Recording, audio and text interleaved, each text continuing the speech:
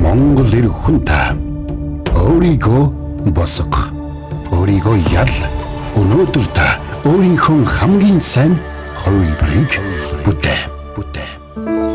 Монгол ирчүүдтэй зориулан танилцуулж буй урмын ялгаа нэвтрүүлэг. Алхан бүрдчин урам өгнө.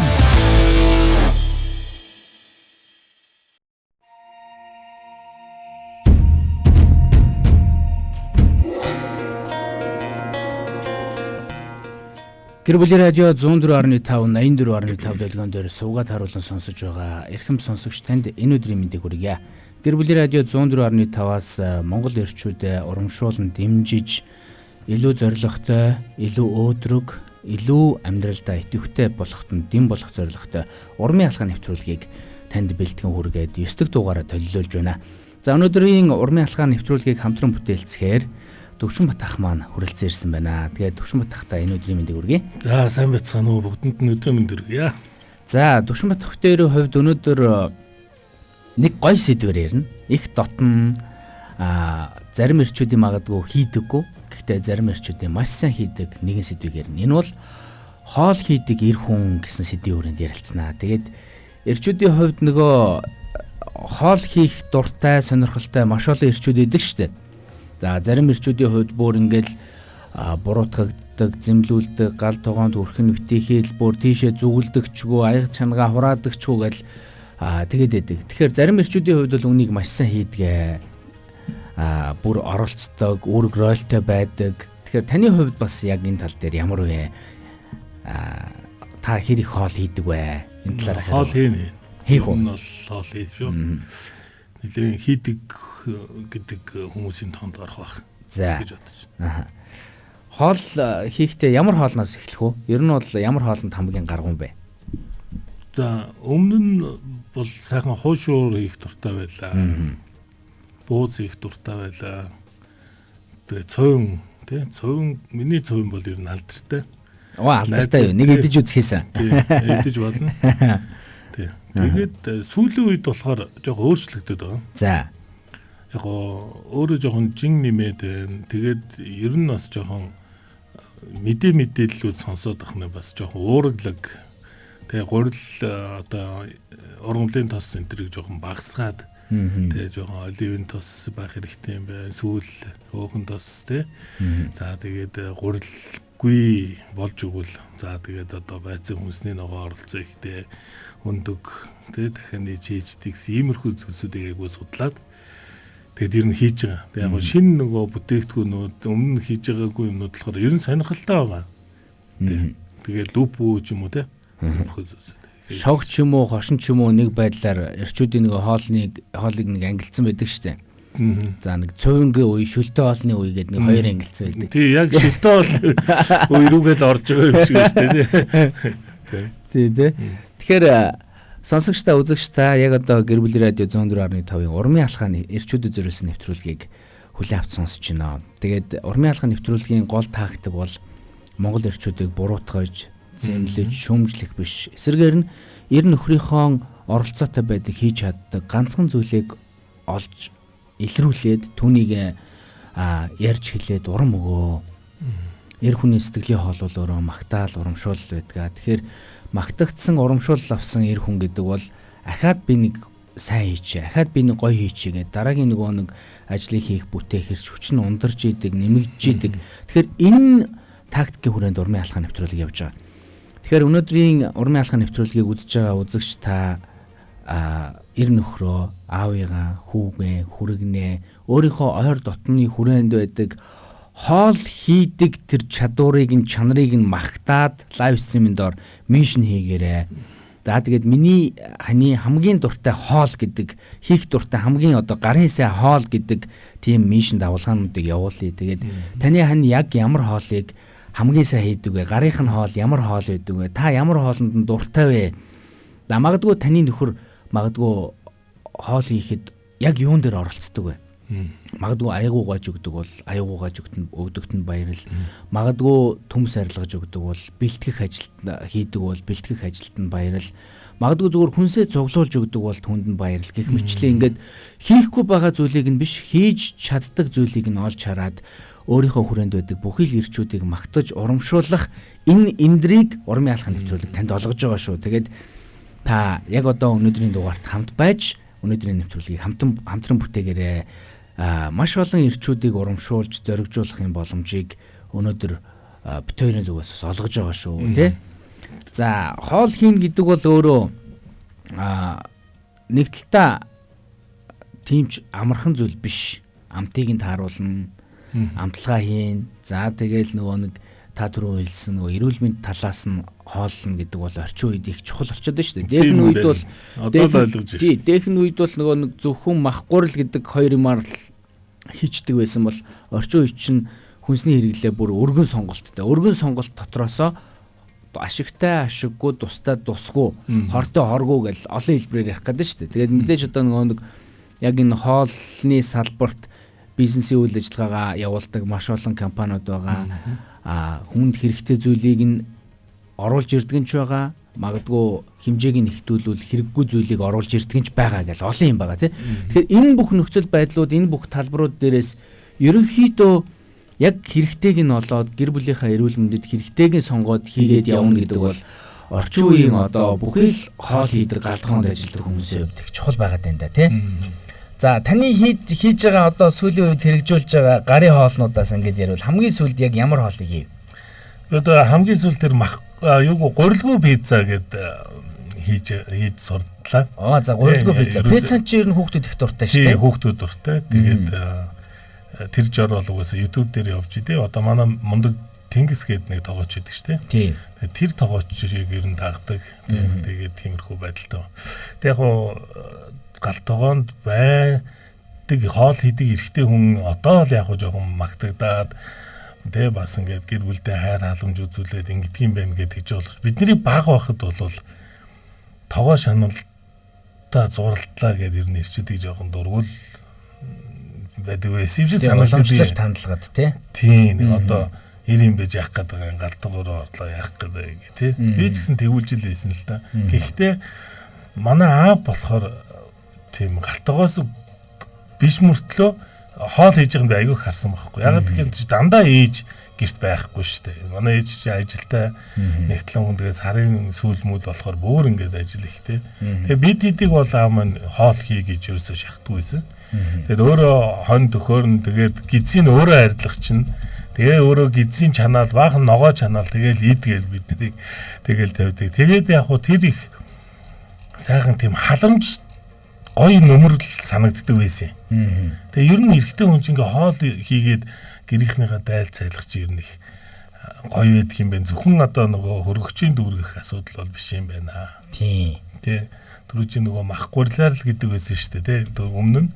Тэгтээ яг мах гурил ч гэсэн одоо зөвхөн одоо нэг юм үг гэдэг шүү дээ.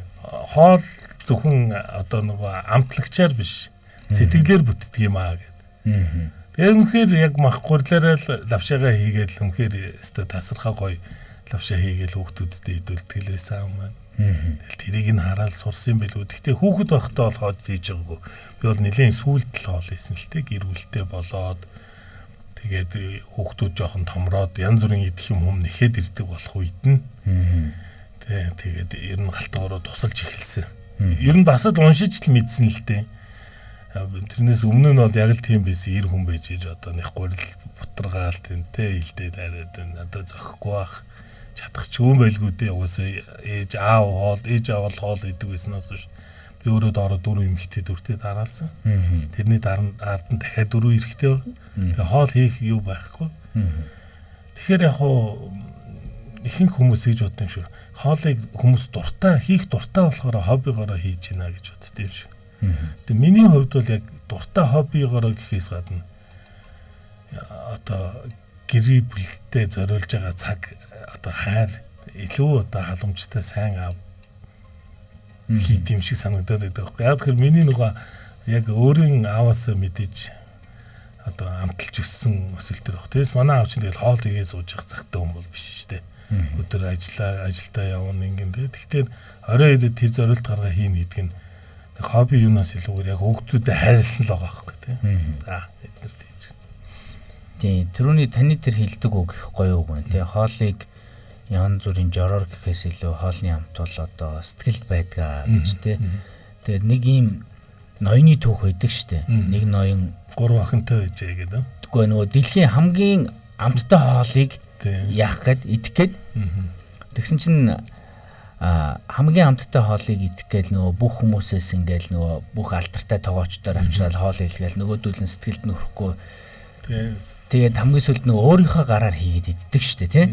Өөрийнхөө гараар хийсэн хоол бол хамгийн амттай байдгаа гэдэг гол санааг нь тэнцээ хэлдэг. Тэгэхээр нөгөө хүн өөрөө хийн гэдэг чинь өөрийнхөө хийж байгаа юмд сэтгэл гаргадаг. Тэрэнд сэтгэл шингэсэн учраас тэр жоохон шүл байсан ч гэсэн амттай байдаг тий гэдэгчлэн. Тэгэхээр нөгөө хүн өөрийнхөө гэрийн хоолнд нэг ялангуяа орчин үед бол дурлна гэдэг их чухал байгаа юм л да. Тэгээд нэг тийм асуултыг би нөгөө асууж ирсэн л да. Ахынхаа хүүхдээс за танаа гэр бүлд ч одоо хамгийн хоол сайн хийдэг нь хэн бэ гэдгсэн чинь аав гэдэг. Хоёр хүүхд нь хоёулаа хариулж байгаа байхгүй. Яагаад аав чинь гоё хоол хийдэг гэхээр аавын хоол их амттай байд юм аа.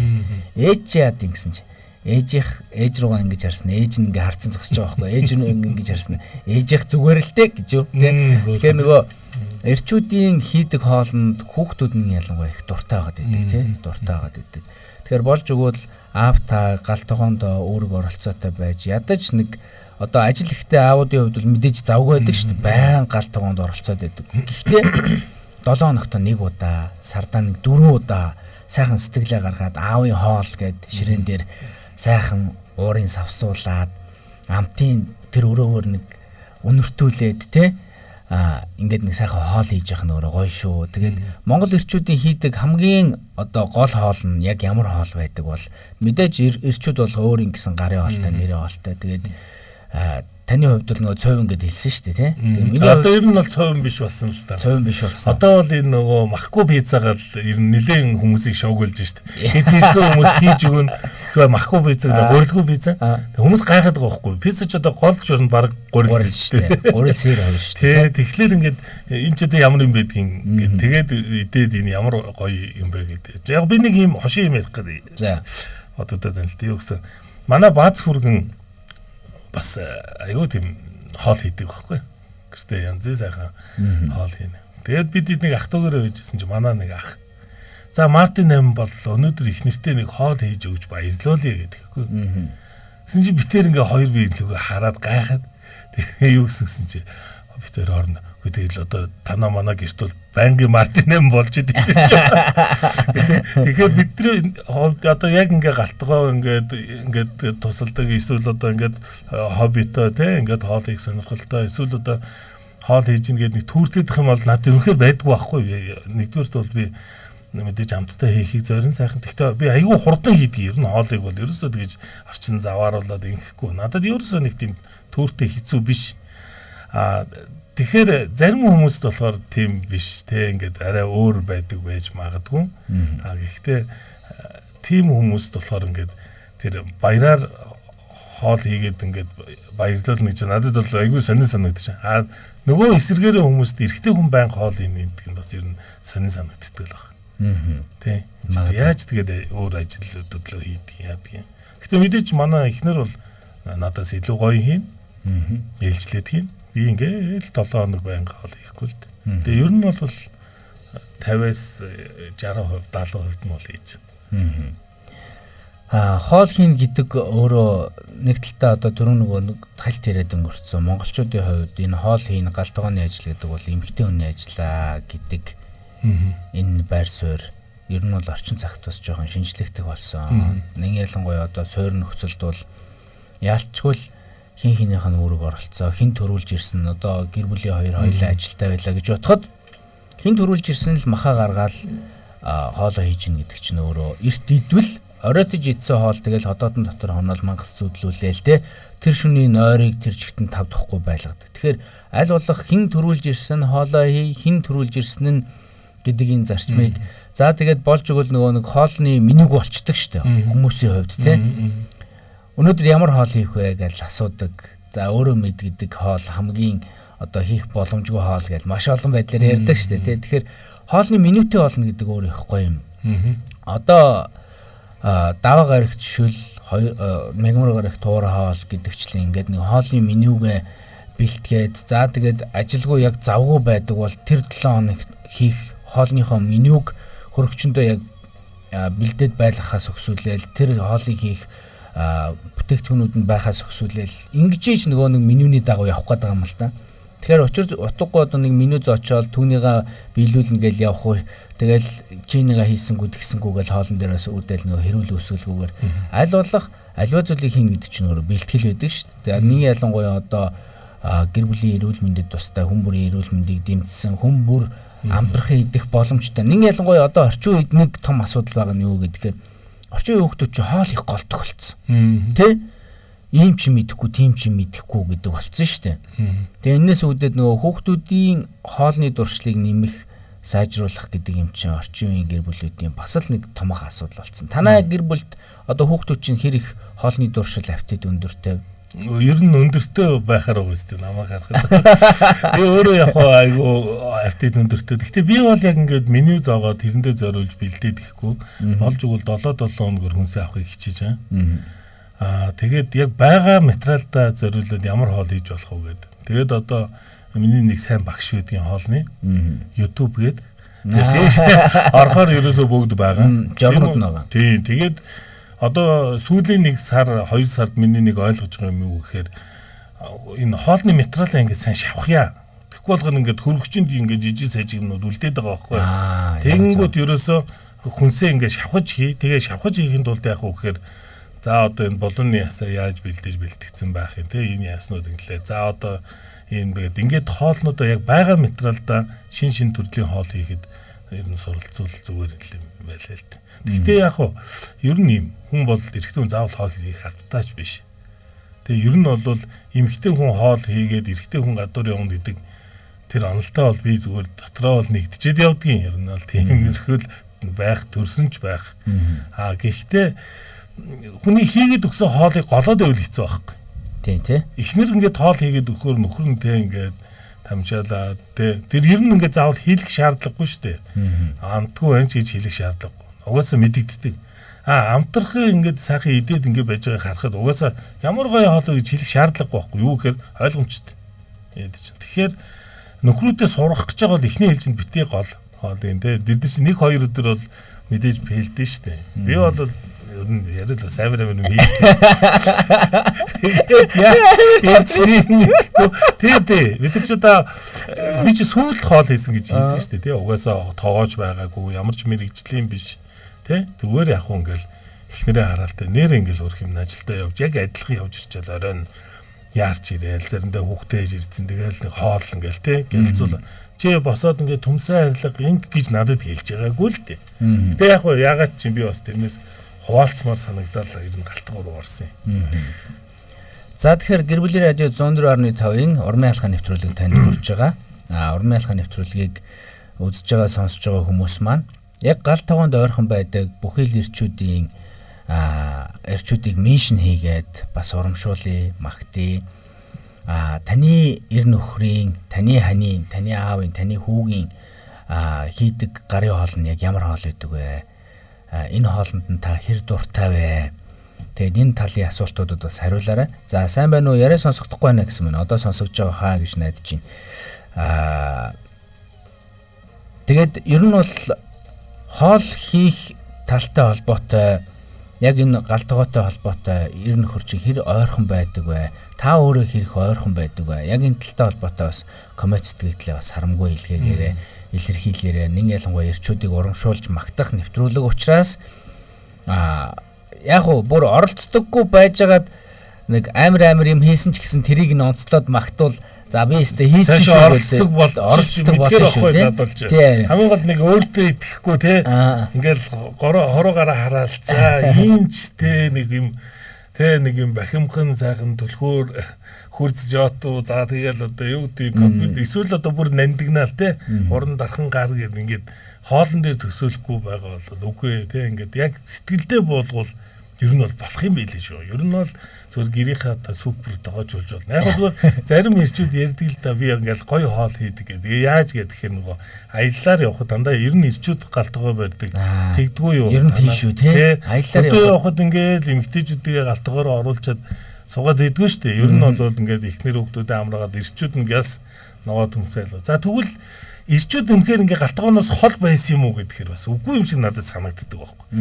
Тэгээд цэрэгт явлаа. За ингээд 20 30уулаа ингээд те ингээд одоо дайм байлдан болоод ингээд хин хоолой хин нэг эмэгтэйг олж ирэх үгүй шүү дээ. Тэ тэд чинь хин нэгэн тогооч байгаа байхгүй. Тэ тэгэхээр олон ирчүүд байвал яах юм? Олон ирчүүдтэй газар ганцаараа амьдрах бол яах юм? Ковидор тэгсэн шүү дээ. Би ч одоо лагер дээрээ ковидод хашигдчихаа. Тэгээд ихнэр яг хөө бид нэг хэд адуу хараа үйсэн. Тэгээд ихнэр хоол аваачиж өгнө. Өөрөө гэртээ тийм стожинг нэг хүний хоол урлаж байгаа байхгүй. Тэгээд тийм тохиолдлууд байгаа учраас эрэгтэй хүн хоолноос хол хөндий гэдэг ойлголт бол ер нь жоохон тийм яг 100% одоо бүр яг тийм ээ гэж хүлээн зөвшөөрөх жоох хэцүү. Ерөнхийдөө хүн хүнээсээ л болно. Заавал хийх албатай ч биш. Тийм хүмүүсийн нэг өөрсдийнх нь нөгөө өссөн орчны онцлог байгаад байгаа юм л да. Одоо би тухайлах юм бол айлын ганц хүүхэд багасаа сургуулийн дотор байранд байгаал айлаар ингээл суугаал айл суудаг байсан шүү дээ. Тэгэл одоо тухайлах юм бол 1-р ангида гурил зуур шилдэд сурхаас өгсүүлээл тэгэл бөө юм болж исэн. Би нэг тогмод гээд их чиг гөм их боддог байж лээ. Чи бол багтаа сурсан юм шүү. Тийм бүр 1-р ангиасаа сурсан. Тухайн чинь 7-тад байлуу 8-тад ордог байсан. 8-тад ордог байсан. Тэгээд 8 настайгаас эхлээд гурил зуураал элдээ сурсан. Тэгээд нэг сандаг байхгүй тэр тогмод гээд нэг ихч болд гээд ахын суудаг байсан. Тэгээд тогмод гээд нэг ихч айгүй ширүүн ааштай ихч. Тэгээд нэг удаа ингээ гурил зуураад тэгээд гурил зуурахтаа нөгөө төмпөнгийн нөгөө төмпөндөх гурилаа хамаагүй нэг жоох ингээ нялцаалгаад ингээд үлдээцэл байсан юм шиг байгаа одоо бодоход. Гэсэн чи гурил ингэж зуурд юм уу гээд ганжингаар толгойд удуур амар чанга зогч исэн. Тэгээд тухайн үед бодоход бол амар өвдөж исэн. Одоо бол зөвөр бодоход зөвөр ингээд дийлсэж исэн юм шиг байгаа.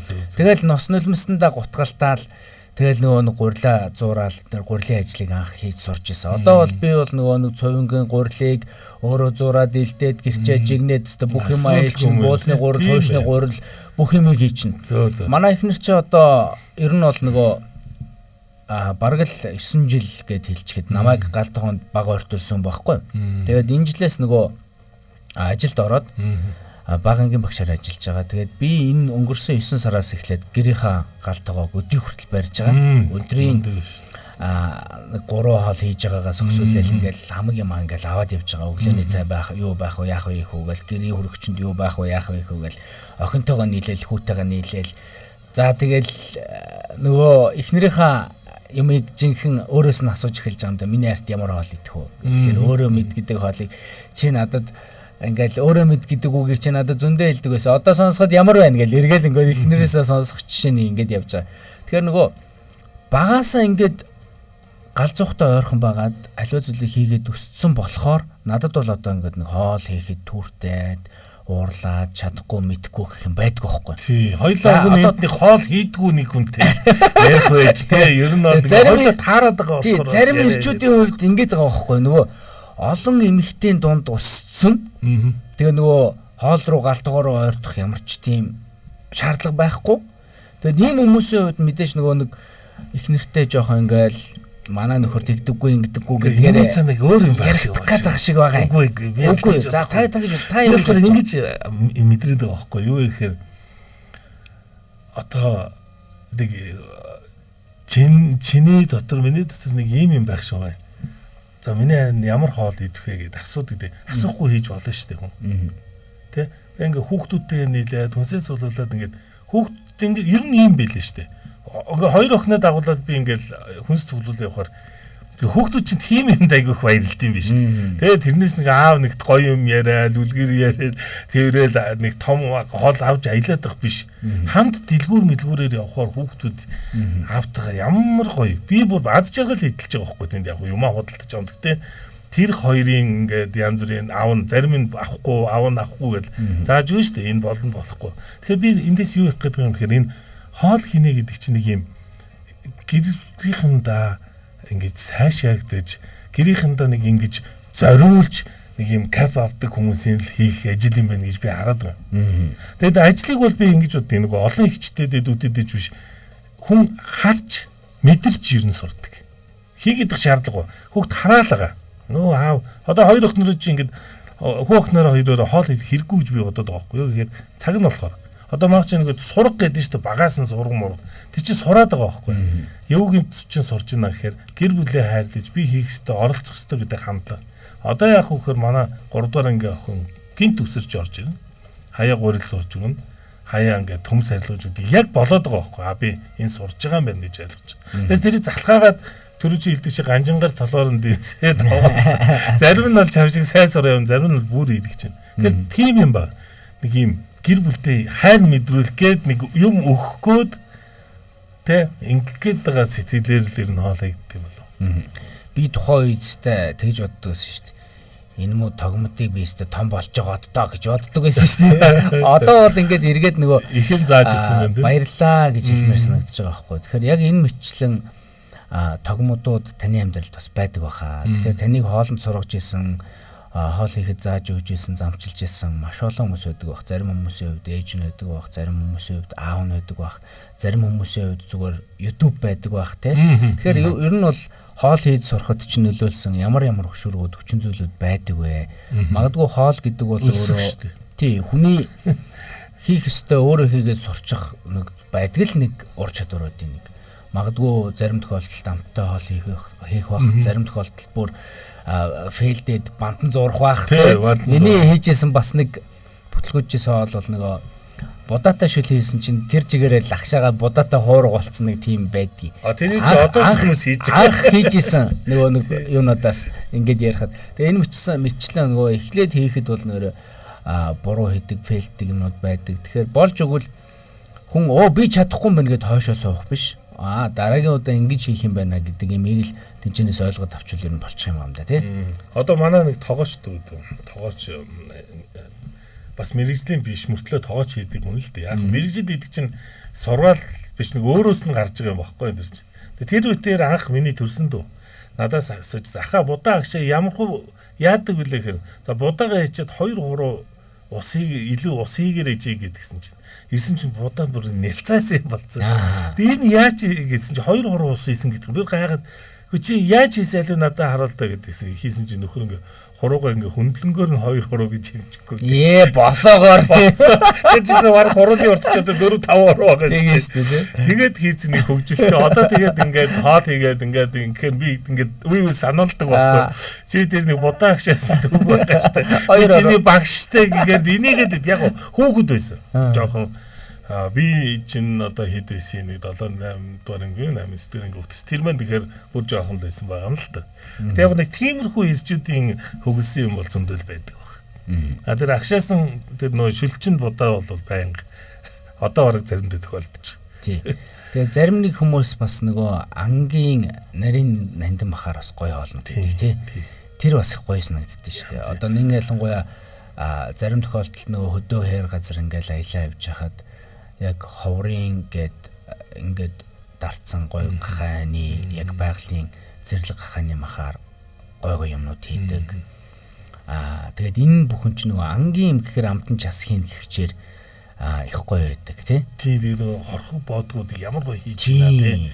Одоо тэр нэг болдоо гэдэг нэг хүн биш үү тий. Юм гоё шаргалтуулаад хинч харахад ингээд идмээр нэн сайхан харагдаж байгаа тий. Зүгээр хийж байгааг нь харахад л арааны шүлсэн. Тэгээд тэр хүний ингээд үнэхээр ингээд сэтгэл шингэж байгаа байхгүй. Тэнд бол ингээд бүр урлаг болгоод хийж байгаа. За тэгээд энэ талаар ярил ойлоо бол бүр явж ихэл байлгүй дээ тий. Тэгээд ер нь хоолны сувгуудыг бас дагчул их зүгээр байдаг тий. Хоолны сувгуудыг дагвал хоолны сувгаас ч бас хүмүүс маш олон гоё амттай хоолнуудыг хийх орцжороо авдаг шүү дээ. Нэг ялангуяа одоо монголчуудын хөтөлдөг нэг арт гэрээс өксүүлээл зөндөө юмнууд байдаг. Тэгээд ер нь амьдралдаа хүн хийгивэл ямар ч амтлагчийг ашиглаад эсвэл амтлагч ашиглахгүйгээр ямар ч байдлаар хоолыг бол хийж болдгоо гэдгийг би нэг найзаасаа сурдаг байхгүй бас нэг ах байдیں۔ Тэгээ миний эргэн тойронд ч хоол идэг ирчүүд их зөндөө Чинзо гэд манай нэг найз байдیں۔ Тэр найз маань бол өстой ямар хоолыг яаж хийн. За амар манлах гэд нэг ах байдаг. Тэр ах маань соолонд их авьяастай.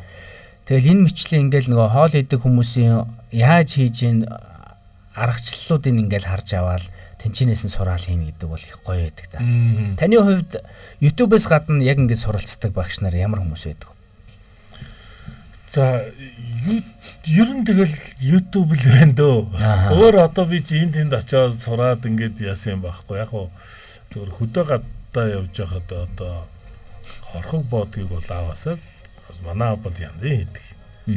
Их жолны хийсэндээ ер нь хүмүүс бараг урилгаар авч явж хийлэгдэх байхгүй. Тэгээд гэртээ бол тэгж нэг хоол хийгээд ахын цөөхөн ээж байвал ер нь хийхгүй.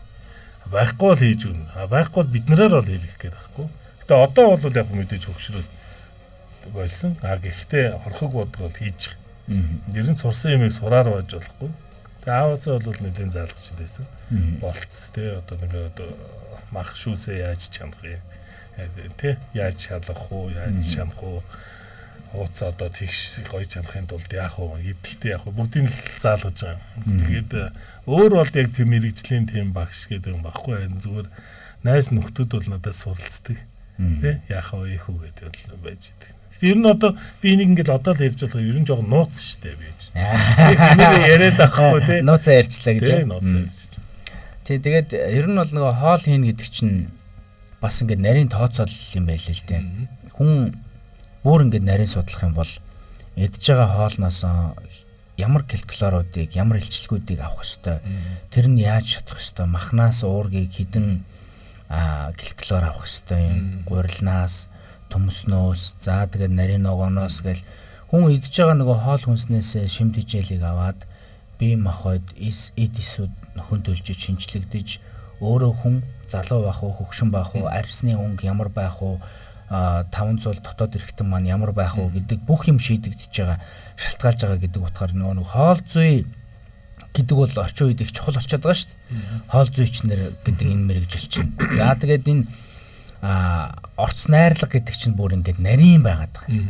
Тэгэхээр энэнд агуулгадж байгаа нөхцөл байдлууд, уургийн хэмжээ гэл энэ талтай холбоотой ер нь бол гэрийнхаа галдгоонд хоол ийн гэдэг орчин үед их чухал болчиход байгаа маа. Энэ бол их чухал. За нэг ялангуяа ихэнх хүмүүсийн хувьд бол одоо бэлэнчлэх маягаар нэг рестораны хоолыг иддэг. Рестораны хоол идэхдээ болж өгвөл нөгөө шүл гэхээс илүүгээр шарсан хуурсан юм их иддэг. Энээс үүдэлтэйгээр нөгөө нойр булчирхай өрөвслүүд, зочмог зүйлүүд, за тэгээ нойр булчирхай өвчлөлч монголчуудын дунд их байгаад байна шүү дээ, тийм. Тэгэхээр нөгөө зөв хооллолт, зөв дэглэм гэдгийг үүсгэнэ гэдэг галтгоонд үүрэг хүлээж байгаа аавын хувьд жээжийн хувьд ч нөгөө эрүүл мэндийнхаа мананд байх хамгийн чухал зүйл нь болчиход байгаа гэж би хувьд хараад байгаа л та. Тэгээ нэг ялангуяа миний нэг багшаасаа сонсч ирсэн үг байдаг.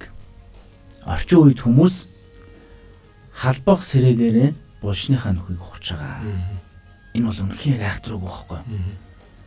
Буруу хооллолтоос үүдэлтэйгээр нөгөө нэг амьдралын хэм маяг тэр чигтээ доголдох, эрүүл мэндийг тэр чигтээ доголдох.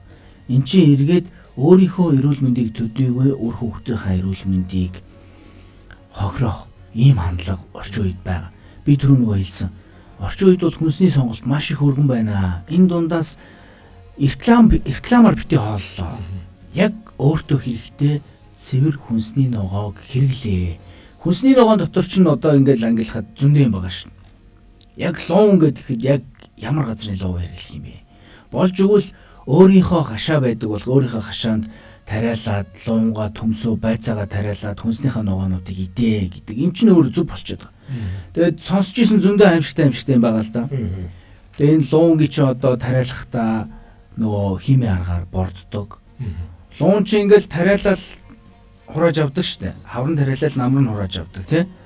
За гэтэл энэ чинь ингээл тариалал 7 хоногийн дотор хурааж аваад нийлүүлээл 7 хоногийн дотор хурааж аваад нийлүүлээл энэ процесс донд чи юу явж яаг гэх. Тэгэхээр органик нөгөө химийн аргаар гаргаж авсан юм гэж байгаа.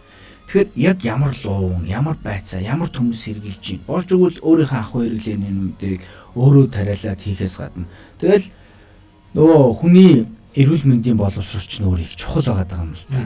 Хүний бие чинь нөгөө ген таньдаг хүнс, ген таньдаггүй хүнс гэж нэг хоёр хүнс байгаад байна.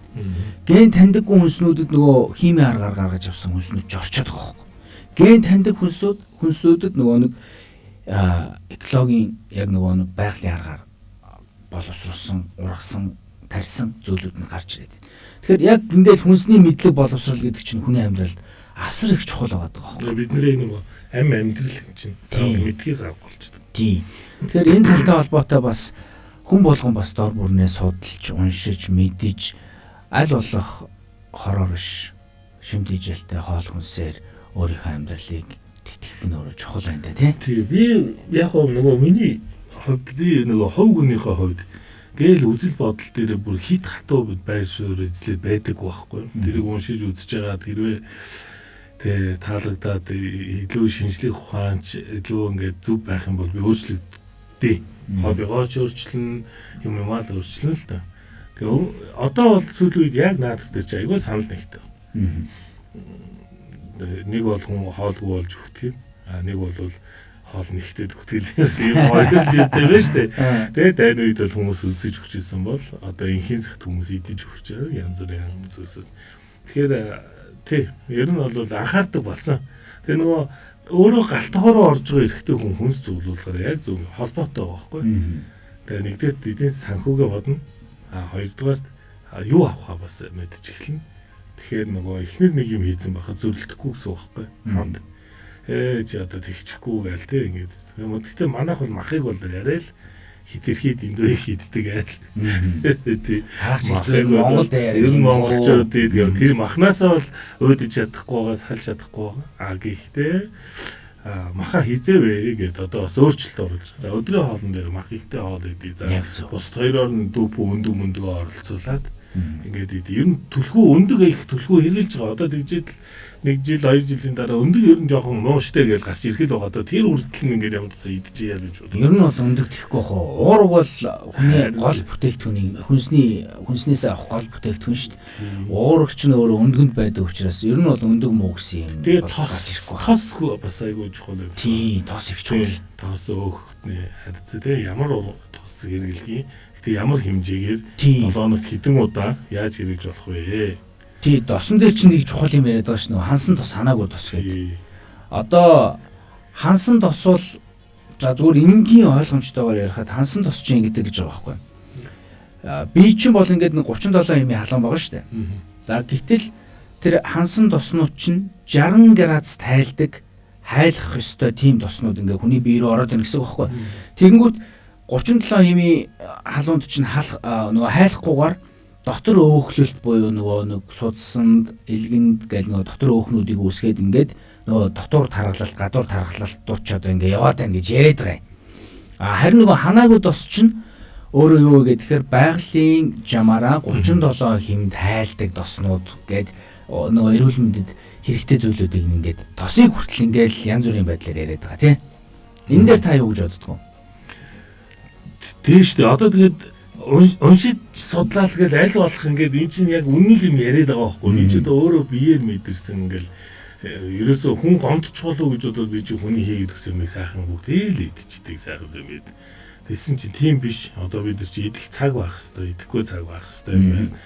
Тэгээд тэрийг заавал одоо хүнийг ингээд хомдоочихгүй гэдээ идээд ах хэрэггүй юм байна. Тэгээд мэдээж тэр маш их судалгаатай одоо тэгээд хүмүүс хилээд идэв штэ ингээд янз бүрийн амттан бол хэрэггүй юм байна. Одоо ерөөсө бүх л хүмүүс тэгж штэ амттан юм. Тэрийг утгаараа гадуур айлууд чинь бас тэр газтай ундаа тавган дээр чихэр мэхэр хүртэл тавихаа хязгаарлаа болоод байна.